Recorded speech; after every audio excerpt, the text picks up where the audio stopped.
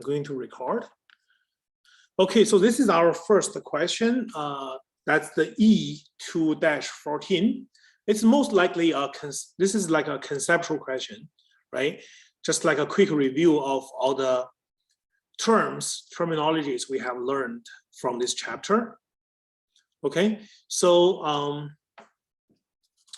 the first one, so what are incurred during the process of transforming direct materials into finished goods ready for sale? So remember, in 2400, we are talking about direct materials, right? In terms of production cost, right? For product cost, there are three components: direct materials, direct labor, and manufacturing overhead, right? Okay, so there are some terminologies, okay, around this. So first one, what are incurred during the process of transforming direct materials into finished goods ready for sale? And the options are those red tags, okay, one of those. So please raise your hand for participation. I will call your name if you are ready. Okay, so June. Is it prime cost? Pardon me? Prime cost? Did you say prime cost? Yeah. Okay, and Samarin? It's conversion cost. Conversion cost. Okay. Conversion cost. Okay, conversion cost is correct.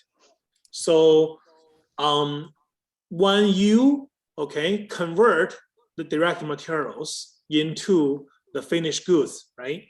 You need direct labor and manufacturing overhead. So direct labor and manufacturing overhead, this together is called the conversion cost, okay? So conversion cost is direct labor and the manufacturing overhead. You need these two to convert direct materials into finished goods for sale, okay? So this is the one. If you have questions, just let me know, okay? The second one.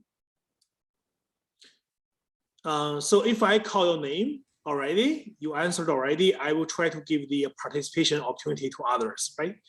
Only when nobody else will be able to answer, I will call your name again, okay? So the next one is, what remains unchanged for a given time period, despite wide changes in the related level of total activity or volume of output. Okay, so let's see. So I'm just following the order of, you know, the timing of you raise your hand. So there's the order. Chachu. Okay. So it's fixed cost. Fixed cost. Okay, that's correct. Fixed cost. Okay. So next, what are all the costs of a product that are considered as asset on the statement of financial position when they are incurred? Natasha? This one is inventoryable costs. Inventoryable, right? Inventoryable. So all these product costs, they sit at the inventory on the balance sheet, okay? For these are the unsold ones, right? For those items that are sold, those costs will be the cost of goods sold on the income statement, okay?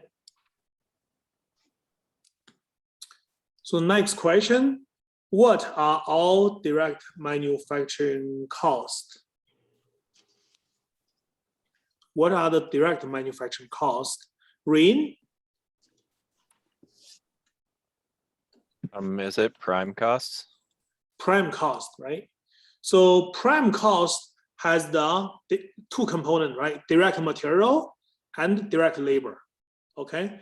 So the direct manufacturing costs are prime cost. And for the conversion cost is the direct labor and the manufacturing overhead. So I trust that you have all learned this from the 2400, right? So next, what are the all costs in the statement of profit and loss other than cost of goods sold? So what are all the costs in the statement of profit and loss other than cost of goods sold? Income? That will be the period cost. Period cost, that's correct. Okay. So the period cost, those are the costs that will be in the statement of profit and loss, right? The period costs are the costs that are not directly related to the production, right?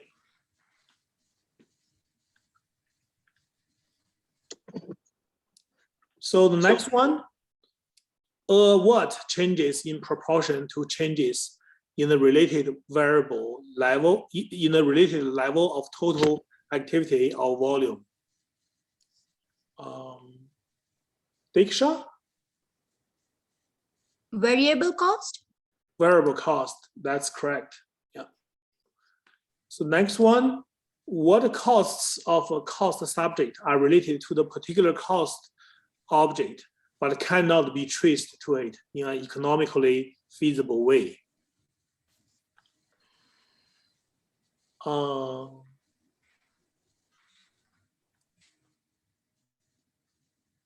Giovanni? It's indirect. Indirect, yeah, indirect cost, okay? So it could be indirect material, indirect labor, right? Indirect cost. Okay, and the last one, so this one is very obvious. So the relevant cost information is a cost information that will change a decision.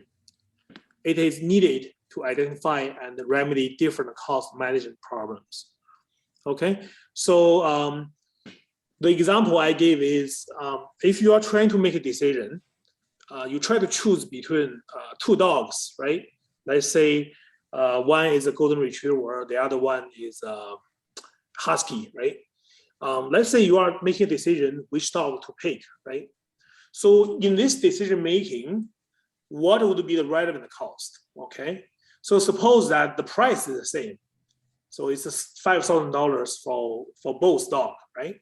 So then that purchasing price, 5,000, is irrelevant, right? Because you pay the same amount of $5,000 for the dog, right? So that's not affect your decision, right? But if one dog is cheaper, the other one is more expensive, then this is a relevant cost, right? Because, you know, for one dog, you pay more than the other, right? So that's a relevant consideration. So that's a relevant cost, the cost of buying the dog, right? So it's for the alternatives, the cost has to differ from each other, right? If the cost is the same, right, that's not a relevant cost, right? Only when the cost differ between the alternatives, that makes this cost to be a relevant cost. Okay, so that's this question. So we have a lot of opportunities to participate, okay? So if your name hasn't been called yet, so don't be too upset, okay? I'm just following the order. So the next question here. So this is the E2-19, E2-19. Okay, so Matthew is getting ready to open a small restaurant. Okay, she is on a tight budget and must choose between the following long distance phone plan. Okay, plan A, you pay 10 cents per minute of long distance call. So what do we call this? Every minute you are making a long distance call, you pay 10 cents. What cost is this? Variable or fixed? Variable. Variable, right? Purely variable. Plan B, so you pay a fixed monthly fee of $16 for up to 300 long distance minutes and 5 cents per minute after. So what about this? What, okay, so Kate, mixed cost. Mixed cost, right? What's the fixed component? Fixed component is the monthly fee, $20. Oh, no. B, right? Sorry. B, yeah. Yeah, $16 monthly fee. Yeah, $16, the monthly fee. 30 Fixed minutes, component, and then right? the 5 cents per minute. Yeah, very good, right? And plan C is the same. Plan C is the fixed cost is $20 for up to 480 minutes, and the 4 cents per minute after, right? So here's the question. Which plan should Matthew choose? If, okay, there are 3 scenarios. If he expect to make only 100 minutes phone call. This is the first scenario. And the second scenario is Matthew expects to make 300 minutes phone call. The last one is 500 minutes, right? So under each scenario, okay, which plan should Matthew pick? This is the question, okay? So to solve this question, so let's take a look. If I go with plan A, so 100 minutes will cost me $10. 300 minutes will cost me $30. 500 minutes will cost me $50, okay? If I choose plan B, okay, how much is going to cost me for 100 minutes?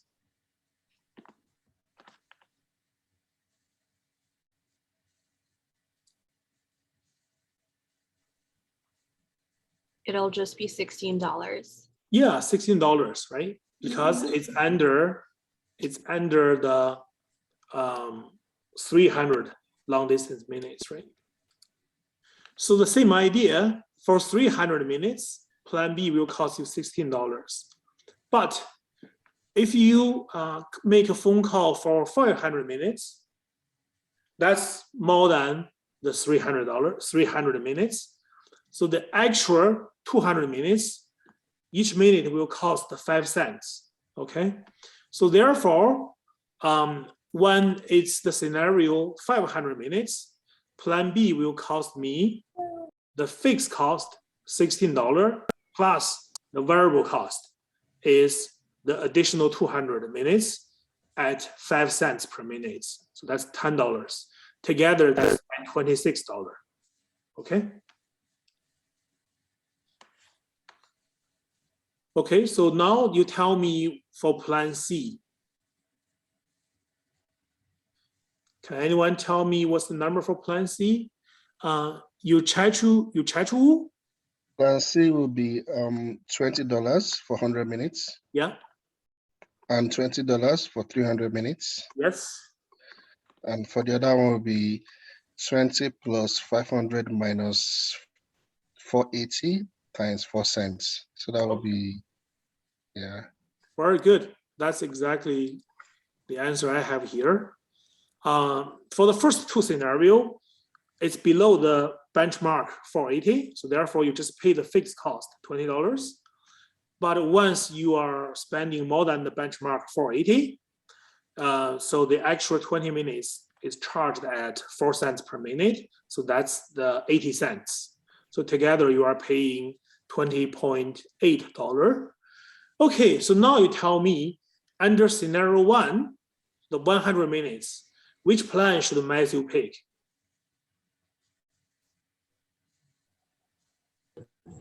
Plan A. Plan A, right? This is the lowest, right? You go with the lowest number, only $10. What about the second scenario, 300 minutes? Plan B. Plan B, right? Plan B, oops. Plan B gives me the lowest cost is the $16, right? What about scenario 500 scenario? Plan C. Plan C. Okay. Oops. Plan C, right? Okay, very good. So you can see that this question helps us to go through that fixed cost, variable cost, right? So you can see that depending on the the level of the activity. Here, that would be the number of the minutes of long distance calling, right? The different cost structure, right, may work best for the to control the cost, right? So, okay, but do we have any questions on this question? It's pretty straightforward on this. Okay, awesome.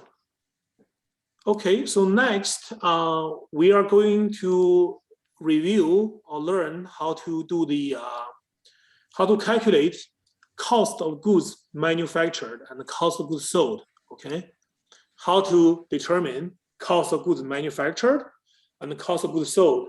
So I'm going to show you one of the videos I made for my students last semester. Okay, so I think it's just a few minutes. Okay, so I'm gonna play this. Just pay attention, so you learn how to calculate cost of goods sold, cost of goods manufactured, and the cost of goods sold. Okay. Then I'm going to show you how to calculate cost of goods manufactured, cost of goods sold. Suppose we are having a lumber business, we are making furniture. We have 3 inventories. The first one would be the raw materials inventories. This would be the lumber. And then we are going to have the work in process inventory. This is where we are converting the raw materials into finished goods. So that's where the carpenters is going to use tools to work on the lumbers.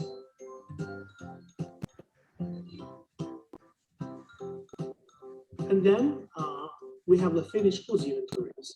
This inventory carries all the furniture that has been 100% completed. Let's take a look at the raw materials inventory. Let's suppose that the beginning balance is $2,000, and during the year we purchased the materials $2,500. That means in the inventory, the total materials available for use would be 20,000, 2,000 plus 2,500, 4,500. And suppose during the year we used $3,000 materials. So that will leave the ending balance of the raw materials inventory to be 1,500. And now let's take a look at the working in process inventory. Suppose the beginning balance is 500, and we know that we have used the direct materials, that is 3,000. Assume the direct labor cost is 1,200, and the manufacturing overhead is 300. So when we add all these numbers together, this gives me the total cost of work in process. So that will be 5,000. Assume the ending balance for this inventory is 250. So that means the cost of goods manufactured is 47.50. Now let's take a look at the finished goods inventory. Suppose the beginning balance is 1,000. We know that the goods manufactured cost is 47.50. So the total goods available for sale would be the sum of the two numbers. This gives us 57.50. Let's assume that the ending balance of the finished goods inventory is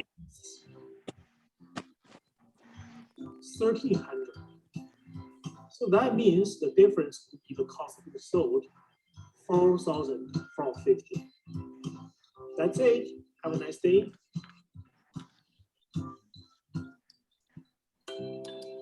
Okay, so you can see that that's basically the whole process, how we determine the cost of goods manufactured and the cost of goods sold. Okay, so I just read summary on the using the T account here. So for work in process inventory, you have a beginning balance, okay, and then you're gonna include this manufacturing cost here, that including the direct material, direct labor, and the manufacturing overhead, okay? And then you add all this together, you have a total cost of the work in process inventory, okay? And then you're gonna have an ending balance at the end of the reporting period.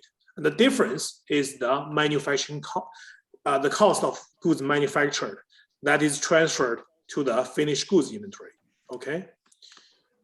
So once you have these goods 100% manufactured, this cost of goods manufactured will be transferred to the finished goods inventory, okay? And you have a beginning balance.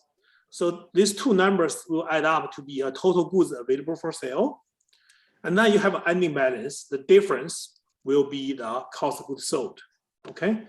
So do we have any questions on this before we work on the question E2-25? June, do you have a question on this? Oh, no, I'm good. Thank you for Okay, asking, though. that's a legacy hand. Yeah. So does this make sense? Do you still remember this is how you calculate the cost of goods manufactured and the cost of goods sold? Or maybe it has been a while since the 2400. It's been a while, but it makes sense. Okay. Okay. So this is how you do it, right? If you see the T account, it's quite straightforward. Okay. So I'm going to rely on this to solve E2-25. Okay.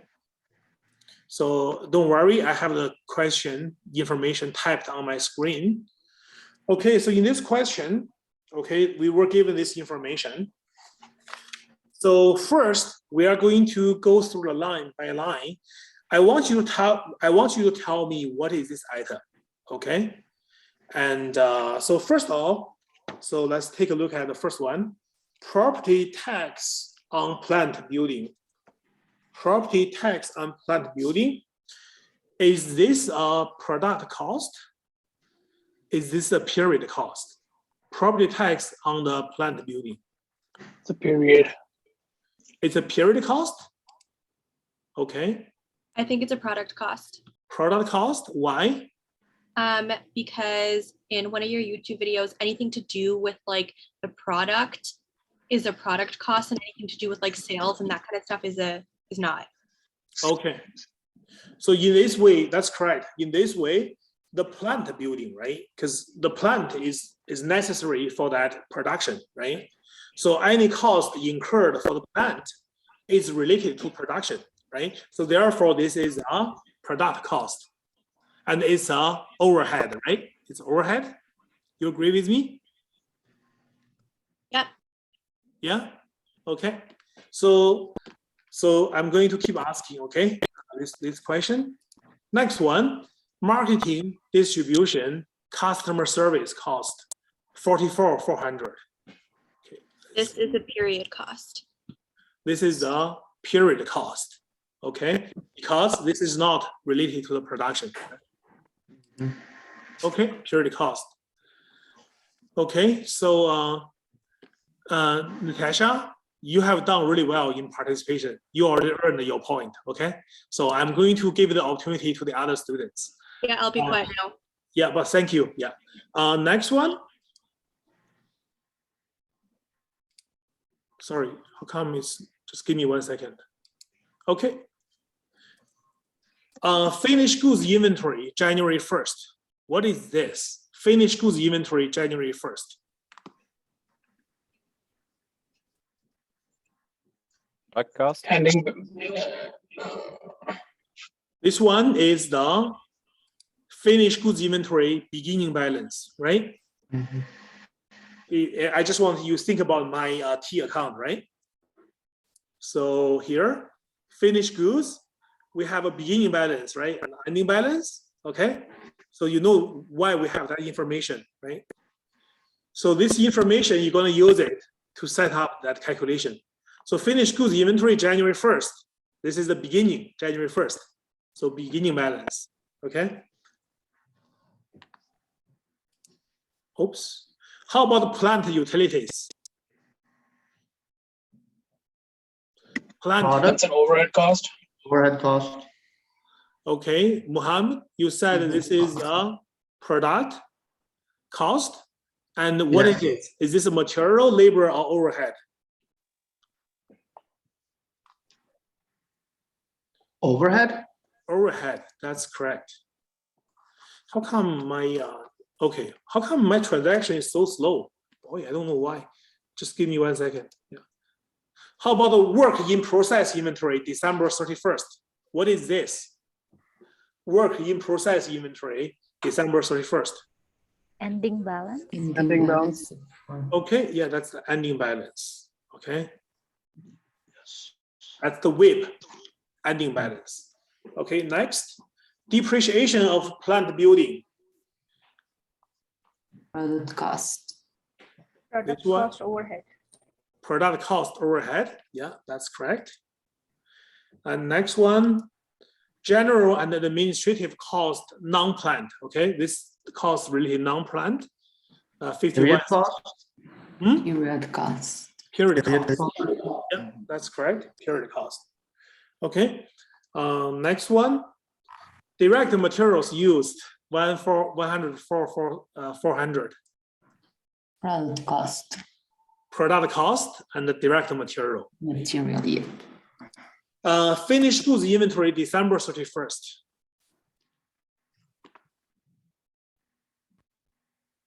Finished goods Ending balance. Yeah, finished goods ending balance. That's correct. Yeah. Next, depreciation of plant equipment. That would be product cost. Product cost. Product Overhead. cost overhead. Yeah, product cost overhead. Yes. Okay, and next, plant repairs and maintenance 19,200. Product cost. Cost overhead. Okay, very good. Next, work in process inventory January 1st. That's the WIP beginning. Beginning balance. Yeah, the WIP beginning. Yeah. Yeah. And direct manufacturing labor cost. Period. Direct labor. Product cost. Direct labor. Okay, so I hear different answers. This time I'm going to call student's name. Let's see, anyone have hands on? Okay. Sandeep? Say direct manufacturing labor cost. Yeah, is this Direct labor. direct labor, product cost, right? Yeah, direct Yeah. labor, product cost. Okay, good. Next one, indirect manufacturing labor costs. Indirect labor. Samarin, you have answered the question, so I'm gonna give the opportunity to others. So Sima, the Bianica. It's a product cost overhead. Okay, product cost overhead. Thank you. Indirect materials. Janaya? Is that a product cost and again overhead? Yeah, very good. Next one, miscellaneous plant overhead. Anyone? Same thing. It's a product Yeah. overhead. Yeah, same thing, right? Okay, so that's good. So now, you know, sometimes students struggled with problems, right? Because they found the information are overwhelming, right? So this would be your first step, right? So you were provided with all this information. First, you just need to go through each one, and you are be able to categorize it, right? Which class, which category does each number, each item belong to, right? So you just first go through this, right? So next, I have a question, one small question. the question is E2-25. No, I meant I have a question on one of Oh. the answers. Oh, go ahead. Yeah, go ahead. Okay, so for direct manufacturing labor cost, why is that product cost? direct manufacturing labor cost because it's a direct labor cost. Okay, direct labor. Okay. Yeah, direct labor, that's a product cost, right? Okay. Yeah, even if it's indirect labor, it's still a product cost. It's just overhead. Yeah. Okay. Yeah. Another question, Professor. Yeah. So from the point we start producing a unit or a product till we finish it, will be everything to do with the product cost. And from the moment we finish the production and then it goes to the marketing or sales, that'll be not a product cost, right? Yeah, these are the period costs, right? Okay, so anything you spent on the building, let's say for security of the building, any of that like camera cost, security guard cost, all of that would be product overhead. Well, it has to be the plant building, right? Because that's where the production occurs. For example, if you have an office building, right? Just admin people, stay in that office building. So any cost for that building will be period cost because that building is not related to the production. Okay. Yeah. So you have to think about whether the cost incurred because of the production, right? Because without that plant, you are not able to make the production, right? Okay. And in order to have the plant, these are the costs incurred, right? So therefore, these costs are production cost. And anything above and beyond would be period cost. Anything that's not attached to the production of the product. So it's either, I think it's either product cost or period cost. You can't find anything in the middle, right? Yeah. Okay. Got it. Thanks. It's either related to production or it's not related to production, right? So. Okay, so now this is the first step, right? You go through these items, you kind of understand what are this information. And now, see, I just reordered this information, okay? I keep the same color, okay? You can see the product cost all in the red color and the overhead are in the red color. The material labor, these are in the blue color. And this beginning balance, ending balance are in the purple color. Right? So I just need to reorder it, okay? So here is my schedule of the cost goods manufactured. So for the year ended December 31st, 2022 in thousands. So first I want to know what's my direct material and I add my direct labor. And then I'm going to sum up all this manufacturing overhead, okay? So all these red numbers summed up to be 114,000, okay? And these three numbers, that's the three component for the product cost. This is the direct labor. Sorry, why is jumping? Sorry. This is the, wow, what happened? So this is the materials, this is the labor, and this is overhead. So when you sum them up, this is your total manufacturing cost for during the year, okay? And then you add the beginning balance of the work in process. So this is the total manufacturing cost to account for during the year. And then you deduct the ending working in process inventory. The difference is what you transferred out of that inventory to the finished goods. So that is your cost of goods manufactured. Okay, so back to my T account here. So you have a beginning balance of the WIP, right? And then you have direct materials, direct labor, manufacturing overhead, and then you minus the ending balance. That's your cost of goods manufactured. Okay, are we clear with this question? Yes. Hopefully the 2400 is coming back, okay? Yeah. Okay, so that's the schedule of the cost of goods manufactured, okay? So you needed to know the beginning and ending balance for the work in process inventory to figure out this number, okay? Does anyone have any question? Yufeng? Yes, I have a question. Yeah. So in this slide, is it the 259,200 is the product cost or the 114?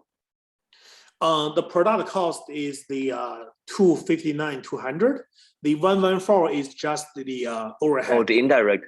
Okay, okay. Yeah, this is the 114 is the sum of all these red numbers. Oh, okay. Yeah. Okay, gotcha. Thank you. Yeah, no problem. Anybody else have a question?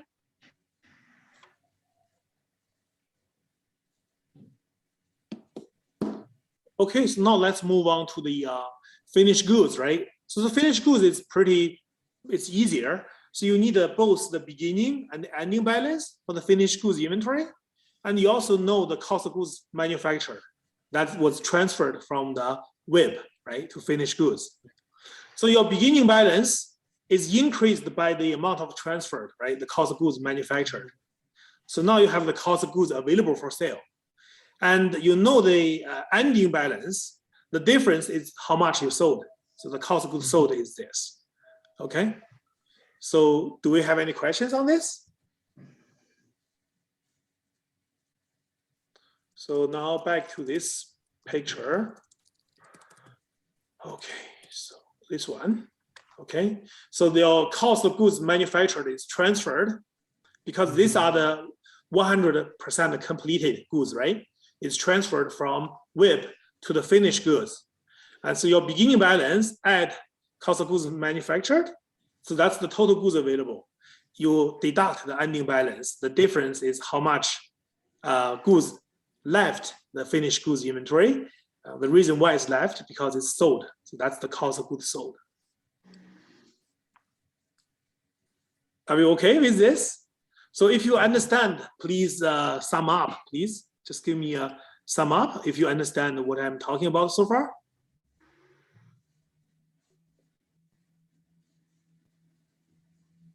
Okay, so I'm not sure. Okay, there are still, okay. So the majority, I would say the majority understand this. If you don't understand this, so make sure you watch the video again. It's on the channel, and I have recorded this question, right? So make sure that you take a look, okay? Okay, so so this is the question. So now I want to leave something for you to practice by yourself. A very similar question. So this question is on page 52. That's the P problem 2-35. So why don't you do this? Okay, you do this on your own, and maybe before next lecture, right before next lecture, I'm going to release the answer on the Moodle website. Okay, so you try it this week on this question, and right before the next lecture, I'm going to post the solution to this problem on the Moodle website. Okay, so make sure you do it. Otherwise, get a solution doesn't help you, right? So it's very similar to the question we just done. Okay, so make sure you got a practice. Okay, so now let's move on to the chapter 3. So that's how much I can say about chapter 2, okay, for this semester. Like I said, if you are struggled with some of the terminologies of the calculations, go back to your 2400 textbook and check my video and on those, okay, and practice more questions, okay. So for chapter 3, let's do the conceptual questions again, okay. So if you have participated, so please leave the opportunity to those who haven't participated yet, okay? Okay, so a term for a company with a high percentage of fixed cost in its cost structure is what?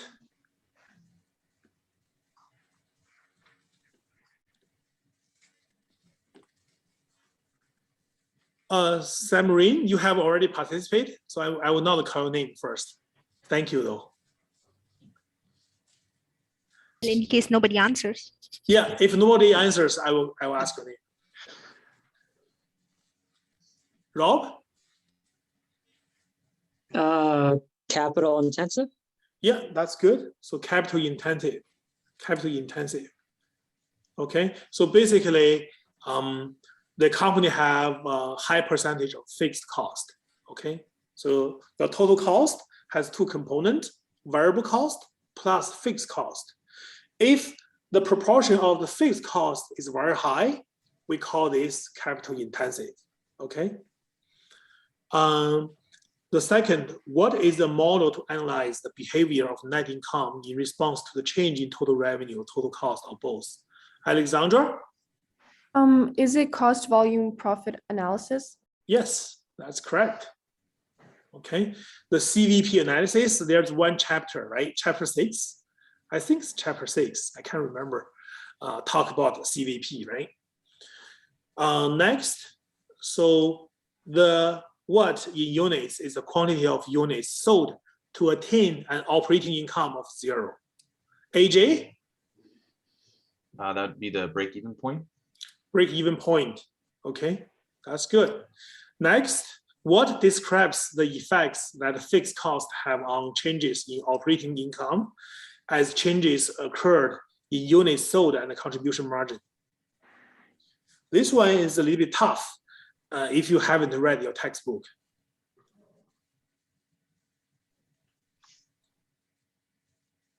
Okay, so Shinoa?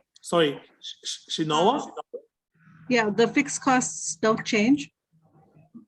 Is that what the question is asking? Yeah, the question is that there are some options on the top, and you pick one of that to fill the blank to make the sentence. Oh, I see. Oh.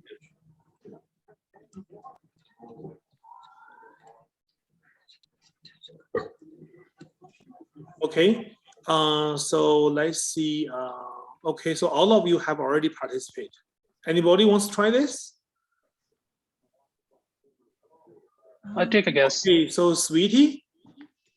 I would say contribution margin percentage. I would say contribution margin. Contribution margin. Okay, so this is a tough one. Operating leverage. Operating leverage. Okay, operating leverage. That's good. Yeah, this is the operating leverage. Okay, so the operating leverage is calculated by contribution margin divided by operating income. So how to calculate operating leverage? It's a division. So you use contribution margin divided by the operating income. Next, the what is equal to revenue less variable cost? Muhammad? The contribution margin. Okay, very good. Yeah.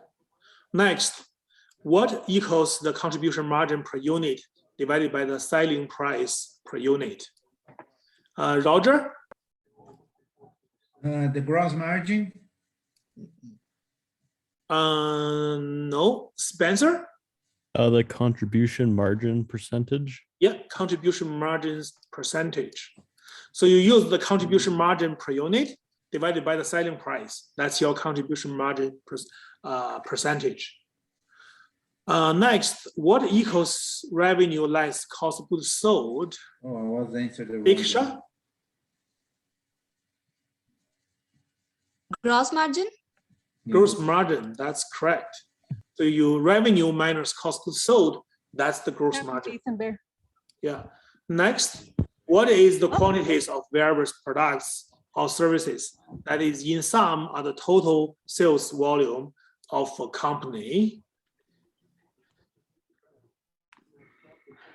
Quantities of various products. So Shivani? Shivani? Giovanni? Sales mix. Yeah, sales mix, that's correct. Okay, good job. Okay, so the last one is obvious. So the margin of safety is the amount by which expected or actual revenue. So sometimes it's just hard to remember to mute after you speak, right? So the margin of safety is the amount by which the expected or actual revenue exceed break-even revenue. Okay. Did you notice that the way I presented is exactly the order of the answer? Okay. So But next time I want to do the same thing, right? So you already know the rule. So just from the top, from the left to the right, and then from the top to the bottom. That's the order for the answers. So I'm not sure if you have find that that key, right? Okay, so this is the basic concepts for the CPV analysis, right? Okay, so let's take a look at this question. Okay, so let's take a look at this question. ABC is a small car dealership. So this question is the E3-13. E3-13. Okay, so ABC is a small car dealership. On average, it sells a car for 26,000, which is purchases from the manufacturer for 22,000. Each month, ABC pays 60,000 in rent and utilities, and 70,000 for salespeople's salaries. In addition to their salaries, salespeople are paid a commission of $500 for each car they sell. ABC also spends $10,000 each month for local advertisements. Its tax rate is 40%. So required, first question, how many cars must ABC sell each month to break even? So if you remember the CVP analysis, one of the key fundamental thing is to determine break-even point, okay? So let's go through this information, okay? If you do this question, this will be what you're gonna do. So what is this 26,000?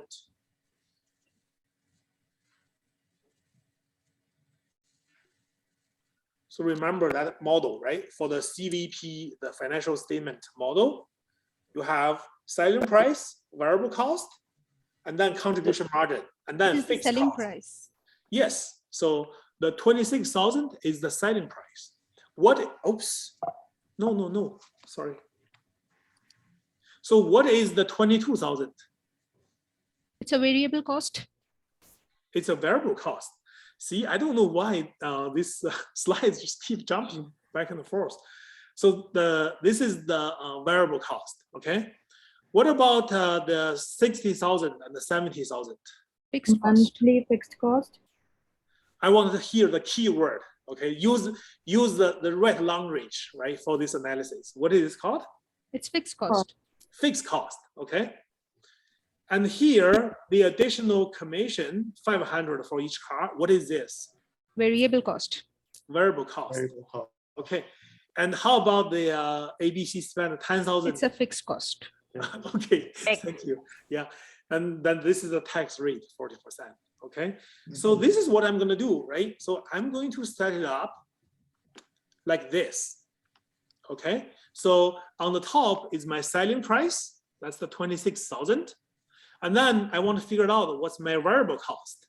So I have two components. One is the amount of cost of purchase, right? 22,000.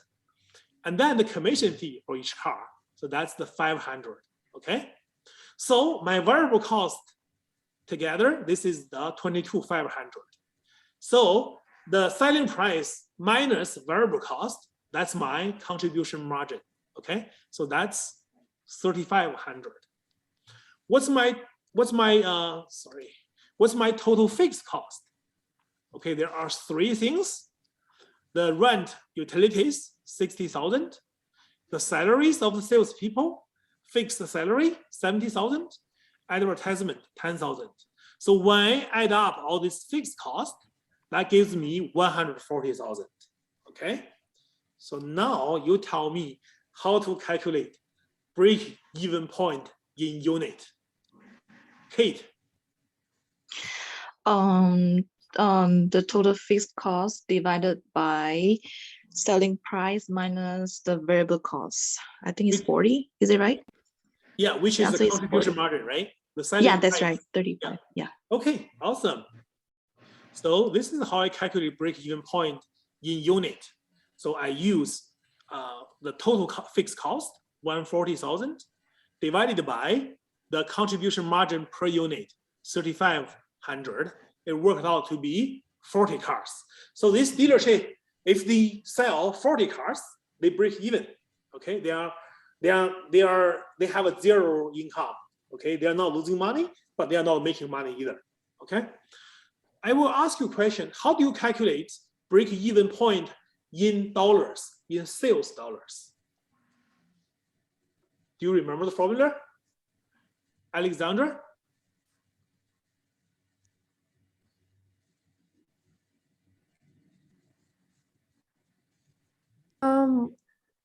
Yeah, go ahead. I'm not sure. Okay, that's fine. Yeah. Yinka? No, Yufeng? Is it the break-even point in unit times by the unit price? Yeah, times by the unit Selling price. Yeah, that's which is one the way. selling price. Yeah, you are absolutely right, right? In that way, you figured out the break-even point in sales dollars. This is one way. There's another way.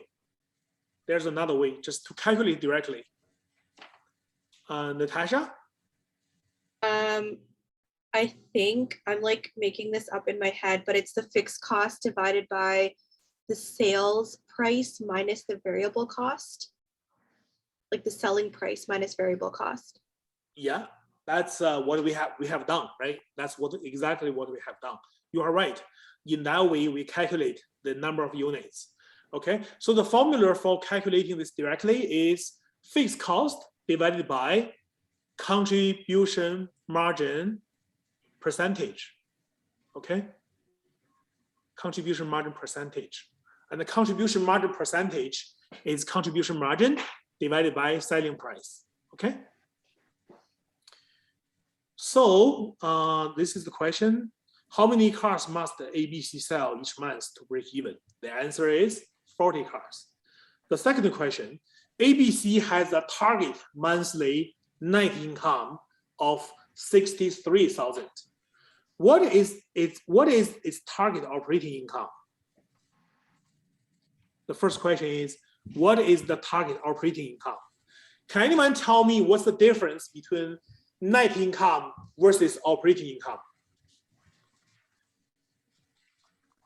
Net is after tax. Yeah, net is what you take home after all the expenses. Okay, very good. Okay, so if you want to take home 63,000, okay, that's the net income. Your operating income has to be higher than that, right? So because you have to pay tax, right? So the operating income minus whatever you pay, that's your net income, right? So we know that the operating income will be higher than 63,000, okay? So how do we know? We know the tax rate is 40%. So how do we calculate using 63,000 and the 40% to calculate the operating income?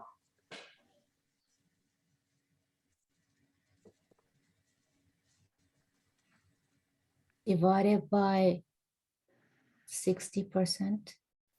Divided by 60%. That's correct. Okay. So when you divide it by a 0.6, 60% is 0.6. When you divide it by a number smaller than 1, you're going to get a bigger number than yourself, right? So that's right. So when you use 63,000 divided by 1 minus 40%, that is your operating income. Okay. What is the so the target operating income is 63,000 divided by 60%. How many cars must be sold each month to reach this target? So this one is also a formula closer to the break-even point formula. You should have learned it in the 2400. This is nothing new, okay? Just kind of a review. So Yufeng, do you remember that formula? Oh, sorry, I forgot to lower my hand. Yeah. Yeah. Shivani? I'm not sure. I'm just guessing. Sure. Yeah. Fixed cost plus operating income divided by contribution margin. Yeah. Yeah, that's correct. Yeah. So basically, you just need to adjust the numerators for this formula because you just need to add the operating income, the targeted operating income to the fixed cost. Okay, so the solution is here. So the 140,000, that's the fixed cost, and plus the targeted operating income, which is the net income divided by 1 minus tax rate. Okay, and then you divide it by the 3,500. So now you need to make more cars, sell more cars, 70 cars. Okay, so when you sell 70 cars, guess what? You can keep $63,000 to your pocket.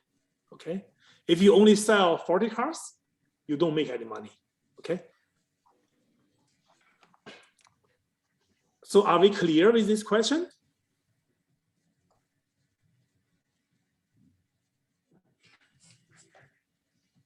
Do you have any questions on this question? Okay, if you understand this, I will count 1, 2, 3, give me a sum up, okay? So 1, 2, 3, sum up, if you understand this question. Okay, that's pretty good. I think almost everyone got it. That's good. Okay, so let's move on to the next one.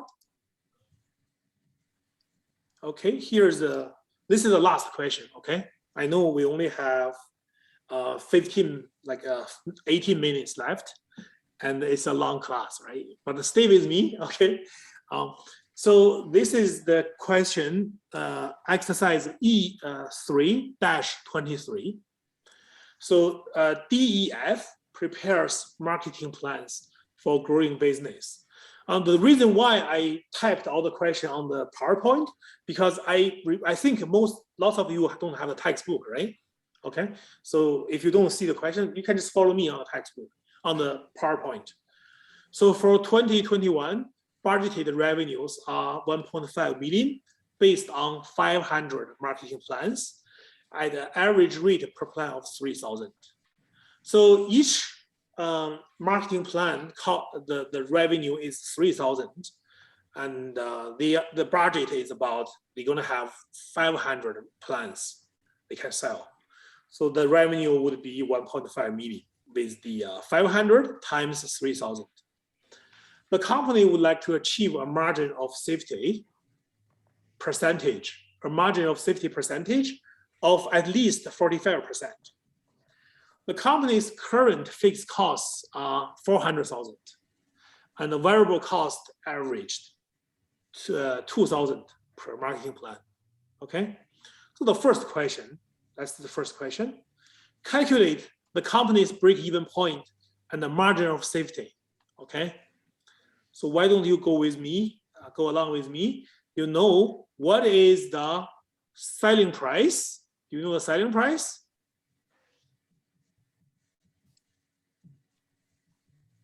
What is this? It's 3,000.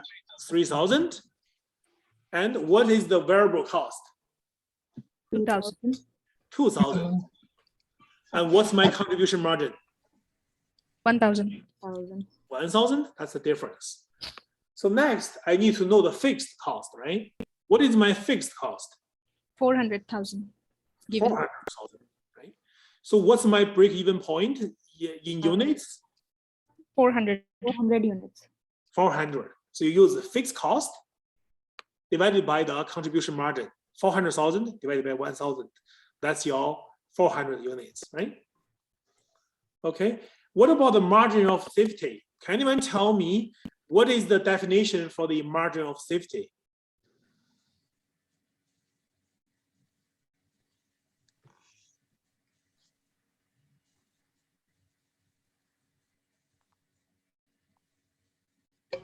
Is it when revenue is more than break-even point?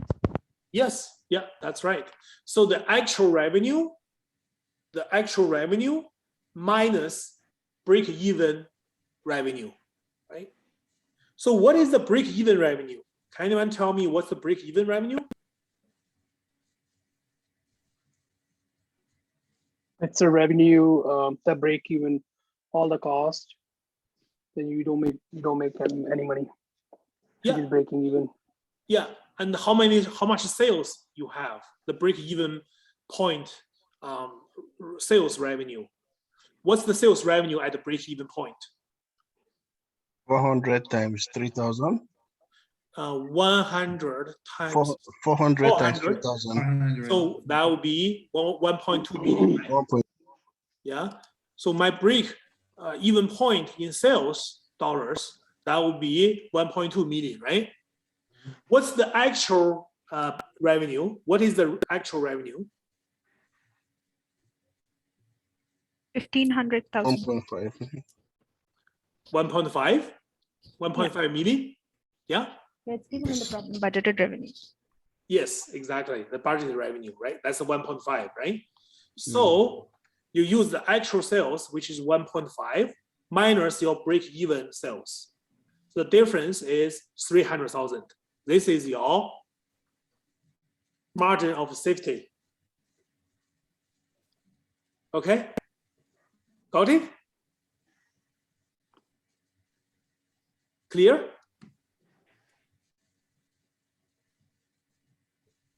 Any question? Okay, so move on to the next question. Okay, oops, how come just give me 1 second. So this is the one. Okay, now you tell me the second, okay? Which of the following changes would help DEF achieve its desired margin of safety? Okay, so the margin of safety, okay, is percentage. The margin of safety percentage is at least 45%. So what's the margin of safety percentage? So you use the margin of safety, 300,000, divided by a sales number. Which sales number? So the Budgeted margin, revenue. pardon me? It would be budgeted revenue. Yeah, budget revenue. So this way you calculate 300,000. That's your margin of safety, right? To calculate margin of safety percentage, you use your margin safety divided by the actual sales, 1.5. So what is that? So 3 divided by 15, that's 20%. 20%. So 20% is lower than the 45%, right? So they want to achieve 45%. So the second part of the question is, what can they do to improve this number to be more than 45%? So we had to go through the ABC to figure out what is the margin of safety percentage for each part, and we compare it to the 45%.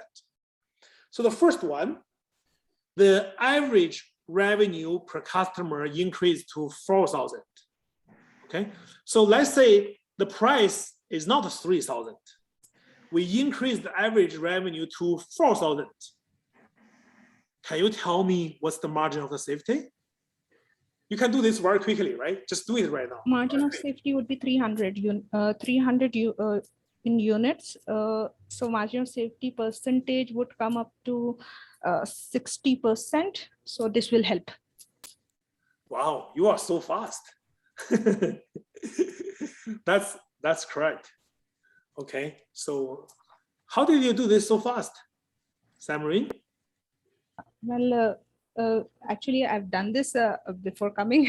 Then Oh, you have done I'm quite good with wonderful. cost accounting anyway. I just Good it's job. very interesting to me. Okay, very good. Yeah. So so basically, so let's take a look.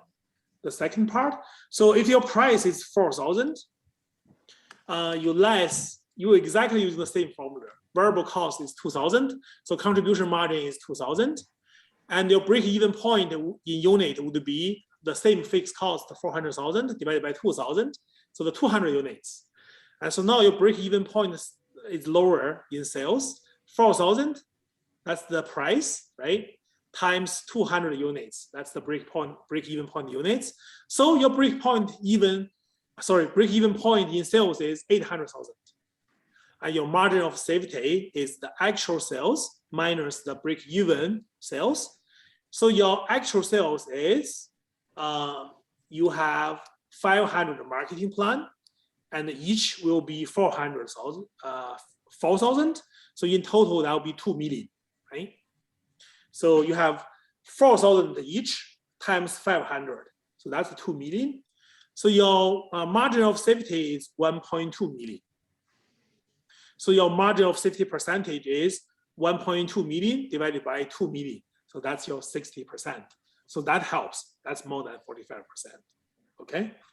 So now, actually, I yeah. just do it with a little bit different. I after calculating break-even number of units, I calculate margin of safety in units. A bit of maybe an extra step over there. So that's helped me to just simplify it a little more. A bit extra step, but it's like it goes in the flow. Okay, I see. Yeah, I'm glad you have alternative ways to get the same result. That's good. Yeah, whatever works best for you. Yeah. So now let's work on the next one. You tell me B. Okay. This time, Samarin, I trust you must got all the questions correct. So this time, I will give the student a chance to do this. So let's take a look at B. The planned number of marketing plans prepared increase by 5%. So before it's how many? 500? 500. Yeah. So they are saying, what about we increase that by 5%? So that will be 515, right? So would that help? So why don't you go through the calculation now?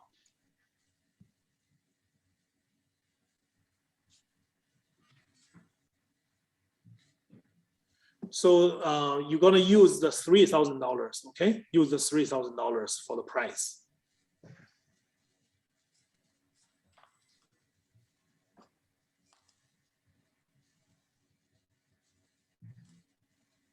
And let me know, raise your hand after you get the answer, okay?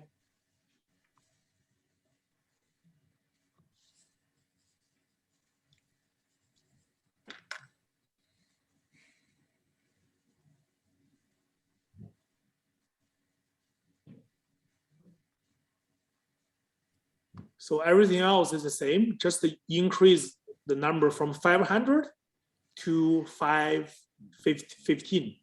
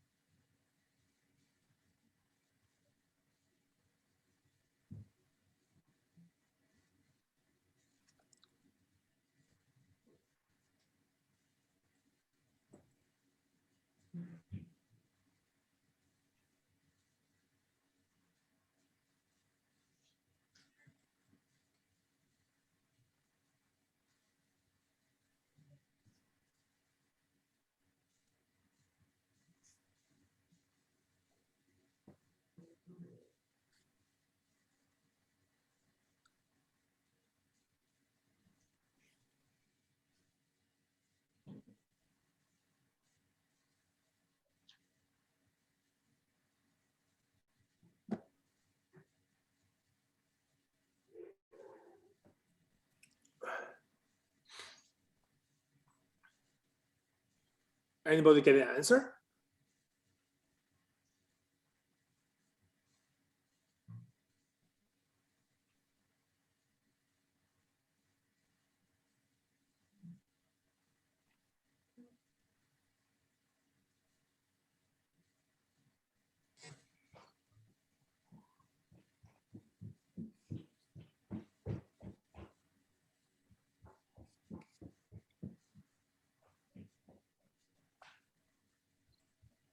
I think that will be 23%. 23%. What is your margin of safety? What is the margin of safety in your calculation? Margin of safety will be 1 million. Oh, no, sorry. I think it's 375. Pardon me, sorry. 375. 375,000. Yes. Yeah, that's correct. Yeah. And that's 24% approximately. Okay. Let me take a look at my answer. So what is my answer? So yeah, 23.8. Yeah, you guys are correct. Yeah, so it doesn't help, right? It's still lower than the 45%. So everything is the same to the first one, except the revenue right here, because of the number of the marketing plan changed, that increased. Okay, so that's this one. We still have 4 minutes. So let's do the next one, C. So how about the 5% increase in, so we have a new software. We result a 5% increase to the fixed cost, but reduce the variable cost by 10%. Okay, does this help? So let's work on this one, please. So basically your variable cost will be different. Your fixed cost will be different. Okay, then you do the calculation, see if that helps.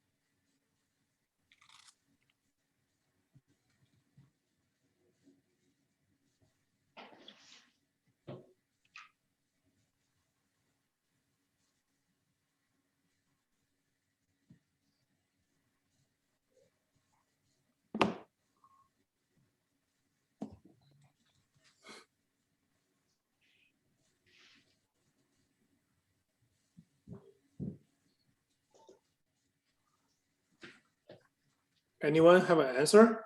You have 1 minute left. I'm forced to give you the answer. No. Okay. 30%. Huh? 30%. What's the margin of safety? 450,000. 450. What is the percentage? 30%. 30%? Yes. So it still doesn't help, right? Okay, so let's take a look. That's correct. Good job. Yeah. So basically, your price is the same. Your variable cost is 10%, right? Lower, reduced. So that will be 2,000 times 90%, so 1,800.